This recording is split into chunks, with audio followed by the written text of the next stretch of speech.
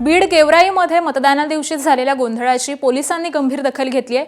गेवराईमध्ये आमदार पंडित यांचे भाऊ तर माजी आमदार लक्ष्मण पवारांच्या पुतण्यांसह 46 जणांना 3 दिवसांसाठी तालुक्यातून हद्दपार करण्यात आले।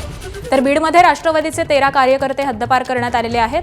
2 डिसेंबर रोजी मतदान प्रक्रियेदरम्यान पवार आणि पंडित एकमेकांमध्ये भिडलेले होते आणि त्यामुळे निवडणुकीला गालबोट लागलेलं होतं। आता याचीच गंभीर दखल घेत पोलीस प्रशासनाने या नेत्यांवरती आणि कार्यकर्त्यांवरती हद्दपारचा दणका दिलेला आहे।